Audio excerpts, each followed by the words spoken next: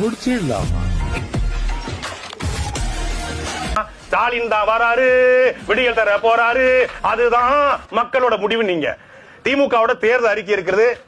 மரியாதைக்குரிய நெறியாளருக்கு ஒண்ணு, அண்ணனுக்கு ஒண்ணு, எங்க அண்ணனுக்கு ஒண்ணு இருக்கா?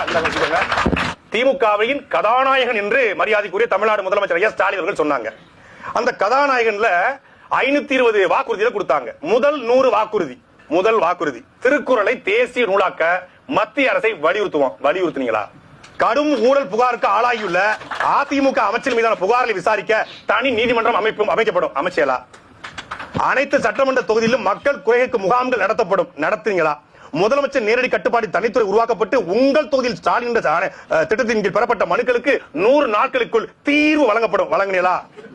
ஆவின் பால் லிட்டருக்கு 3 ரூபாய் குறைக்கப்படும். குறைச்சலா? அனைத்து தரப்பு மக்களின் நலத்தில் கருத்தில் கொண்டு பெட்ரோல் டீசல் விலை 5 ரூபாயும் டீசல் 4 ரூபாயும் குறைக்கப்படும். குறைச்சிங்களா?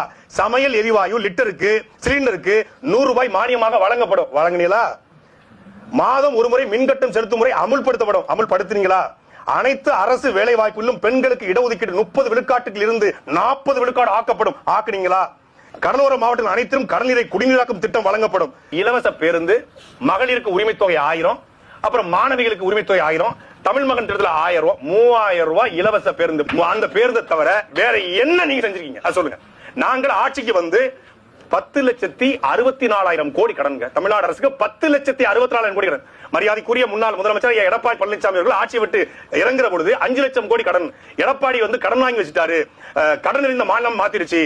நாங்கள் வந்தால் தனிநபரின் வருமானத்தை பெருக்கி தமிழ்நாடு அரசு கடனை அடைத்து நாங்கள் நல்லாட்சி தருவோம்னு சொன்னீங்களா சொல்லலையா? நான் சொன்னதைத்தான் செய்வேன், செய்ததைத்தான் சொல்லுவேன். ஏன்னா நான் கலைஞர் மகம்னு சொன்னீங்களே.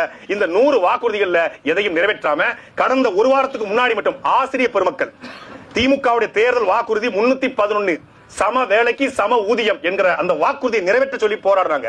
அந்த போராடி ஆசிரியர் பெருமக்களை இங்க போராடினா நேரா கொண்டு கிளாம்பாக்கத்தை இறக்கி விடுறது. என்ன நினைச்ச? எதுக்கு தெரிஞ்சு கோயம்பேடுல இருந்து 45 கிலோமீட்டர் கிளாம்பாக்கத்தை கட்டிருக்கானா? யாராவது போராடினா தூரமா கொண்டு வந்துடலாம்ல. அதுக்காக கிளாம்பாக்கத்தை கொண்டு போய் ஊருக்கு வெளியே கட்டி வச்சாச்சு.